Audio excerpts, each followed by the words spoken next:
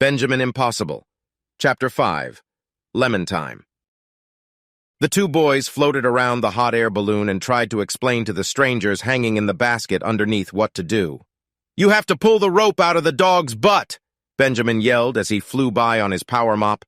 "Then tie the rope to your basket." "What dog?" one of the men from the balloon yelled back.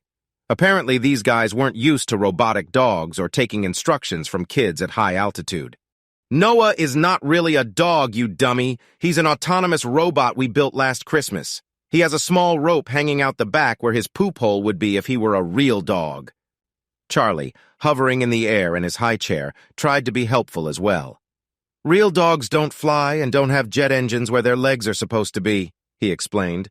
"Also, real dogs don't have ropes that come out of their boom-boom." The men gave the toddler a sour look. Charlie, who was only 2, had limited exposure to adults and wasn't very good at interpreting facial expressions. "There are other clues that he's not a real dog," Charlie continued, oblivious.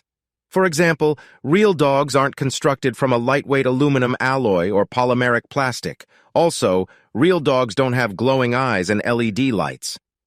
"Okay, we get it, kid. Don't rub it in." Eventually, the strangers caught Noah's rope and tied it to the side of their basket. Noah pulled, and the balloon floated closer to the red Zeppelin. Papa Impossible swung out a wooden gangplank to connect the two ships, and one of the men walked across. Just before the newcomer stepped onto the red Zeppelin, he paused and saluted. "Permission to come aboard, sir." "Granted," said Papa Impossible with amusement. The newcomer stepped onto the deck of the ship and looked around. The man wore a dark blue uniform covered with shiny buttons, with medals and pins adorning his jacket. He also carried a briefcase in one hand. Benjamin found this interesting because the briefcase seemed to be handcuffed to the man's wrist. "Hello, Professor and Dr. Impossible. My name is Captain Lemontime. I am the assigned liaison from the United States Air Force. Thank you for seeing me on such short notice." "Quite all right, Captain. Have a seat. We were just finishing breakfast," Papa Impossible replied. Benjamin scratched his head and looked at the man. "Did you say your name was Lemon-Time?" "No," corrected the captain. "It's Lemon Time." "Lemon lime?" asked Benjamin. "Isn't that a soft drink flavor? Were you named after a caffeine-free beverage?" The captain looked flustered. "What?" "No, my name is Lemon Time." The captain, embarrassed, looked up at Mama Impossible. "Delightful children you have here, ma'am. I was quite impressed with their aerial acrobatics." "Yes, they are a handful. Would you like a drink, Captain?" asked Mama Impossible. The captain shook his head. "No, thank you." "We could put some lemon or lime in it if you like, Captain Lemon Lime," Benjamin added helpfully. Papa Impossible frowned and said, "Benjamin, I believe it's your turn to clean the dishes." "Aw, man," Benjamin complained. "Do I have to?" "You know the rules. The unruliest child cleans the dishes. You've won that contest today." "Fine," Benjamin mumbled, walking over to the table. He reached over and hit a red button. Instantly, robotic hands popped out of the middle of the table. These hands collected all the dirty dishes and stuffed them down a collection tube where they were automatically washed with ultrasonic jets. The robotic hands then wiped the table surface clean and retracted out of sight. "Remarkable," stammered Captain Lemon Time. "I've never seen anything like that before." "Yeah," Benjamin complained. "Mom made me invent those helping hands. She makes me push this button to activate them, too. It's so unfair that I have to do all the work." Captain Lemontime raised one eyebrow at the boy, trying to gauge if he was serious. Charlie raised his hand and asked a question. "Captain Lemontime, is your hot air balloon yellow because you like lemons so much?" This question seemed to upset the captain, who had little experience talking with children. "What? Yellow? No, that was the only balloon that Mr. Potts over there had to rent at his store." Mr. Potts waved cheerily from the basket in which he stood. He was a bearded man wearing an old, tattered jacket and a ball cap on his head. "That's my name, Ernie Potts. I rent hot air balloon rides near Washington. Best hot air experience this side of a pot of beans." Mama Impossible walked over to the gangplank. "Would you like to come aboard our ship and have a look around, Mr. Potts?" Mr. Potts looked wistful. "Wish I could, ma'am, but I got to stay here in the basket and mind the burner." He pointed up at the propane stove over his head that pumped hot air into the balloon above. I've got to keep my envelope full of hot air, or this junker will fall back to Earth. I can't afford hyperhelium like you have here." "Of course, Mr. Potts. How about I bring you some iced tea?" "That would be mighty kind of you," replied the balloon man. "Do you have any lemonade? All this talk of lemons has got me craving the stuff." Captain Lemontime rolled his eyes. "Professor Impossible, I know you are a busy man, and I don't want to waste any of your, or your delightful family's, time." "Very well," said Papa Impossible. "What brings you here today, Captain?" "We have a problem with your latest batch of hyperhelium," said Captain Lemontime. Papa Impossible frowned. "A problem? I sent the last batch to NASA to help them launch a space shuttle. The hyperhelium gas would have made the rocket much lighter and helped it reach low orbit with hardly any expenditure of rocket fuel." "Yes, well," the captain looked embarrassed.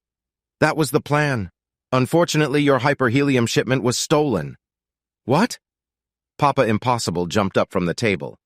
"That hyperhelium was worth millions of dollars, maybe billions. It would have completely rejuvenated NASA's space shuttle program." The captain nodded. "Yes, of course. Unfortunately, last week the entire shipment was stolen from the Kennedy Space Center in Florida. Let me show you more details of the crime." The Air Force captain took a small key out of his shirt pocket and unlocked the handcuff around his wrist. Placing the briefcase on the table before him, he tapped in a combination code and stuck his thumb on a scanner built into the handle. "This is all top-secret information, which is why I am so careful with security." They all heard a beep, and the briefcase opened. Captain Lemontime reached inside and brought out a device in one hand that looked suspiciously like a gun, and it was pointed right at Mama Impossible. Benjamin's kung fu reflexes activated, and he sprang into action. He jumped out of his chair and pulled out his gas blaster. He didn't have time to pick his ammunition, instead shooting from the hip without even aiming. A ball filled with skunk juice hit with deadly accuracy, knocking the device from the captain's hand and spraying smelly fluid all over the man's arm. The captain looked shocked, but before he could react, Benjamin did a forward somersault over the table and ran toward the assassin. The boy karate-chopped Lemontime in the head, then shot a ball of itching powder down the back of the man's jacket as he flew past. "Ah!" Captain Lemontime screamed. "What was that?" They all watched as the captain jumped up and down, trying to scratch his itching back through his uniform. "That will teach you to pull a gun on my parents," Benjamin taunted. He looked toward his dad, who had a shocked expression on his face. "Shall I throw him overboard, Dad?" "I wasn't trying to shoot anyone," Captain Lemontime screamed. "That was my video projector you just destroyed." Charlie picked up the broken device from the ground. "I think he's right, big brother. This appears to be a video projector of some kind. This is not a weapon." "Oh," Benjamin said, realizing his mistake. Sorry?" It took several minutes to calm Captain Lemontime. The man's face was red from the itching powder, and the skunk juice had ruined his uniform. He looked and smelled terrible. Eventually, Papa Impossible sent the captain to the guest shower to wash off. Itching powder was powerful stuff. Ironically, the best treatment for it was lemons, as the acidic citrus neutralized the itching molecules. Mama Impossible made a fresh batch of lemonade for the captain, so the miserable man could pour the juice over his tortured skin.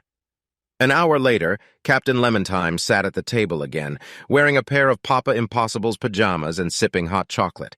His hair was a mess, and he still smelled like a skunk. Dark circles ran under his eyes, and his gaze kept shifting toward Benjamin with suspicion. Mr. Potts sat in the balloon basket throughout it all. He had a massive grin on his face. This was the most exciting balloon ride he had ever given. "Okay, Captain," continued Papa Impossible, "before that little misunderstanding, you were telling us about the hyperhelium theft at the Space Center in Florida." "Yes." Captain Lemontime took a deep breath. "Some organization managed to steal the entire supply of hyperhelium from the Kennedy Space Center near Cape Canaveral. We thought you should know about this because of your interest in this enterprise." "You're darn right I should know about it," snapped Papa Impossible. "It took me months to make all that hyperhelium. And you're telling me someone stole it right from under your nose?" "Well," countered the captain, "technically they stole the gas from NASA, which is a scientific organization and not part of the armed forces. However, a theft this big has global implications, so we've gotten involved in the interests of national security. Papa Impossible snorted. Do you know who stole the hyperhelium? The captain drummed his fingers on the table. No idea. However, we have some security camera footage captured during the theft. We were hoping you might find some clues by studying the videos. Papa Impossible shrugged. Okay, let's see the videos. Captain Lemontime threw up his hands. I can't show you the videos. Your son just destroyed the only video projector. The whole family looked at Benjamin. Mom tapped her foot. Nice job, dork, Charlie said. What? Benjamin said defensively. I thought he had a weapon. Don't blame me, it's my kung fu training. Anyway, I have a better idea, Mr. Lemon Rind. The captain's eyes narrowed, and he spoke to the boy through gritted teeth. My name is Lemontime. What good idea could you possibly have? Well, said Benjamin, thinking it over, I say we fly the Red Zeppelin down to NASA ourselves and look at the security videos in person. Benjamin grinned. And while we are there, we can find more clues at the crime scene. Maybe we can figure out who stole the hyperhelium and get it back. This is the end of Chapter 5. Be sure to like this video, and then proceed to Chapter 6, The Investigation.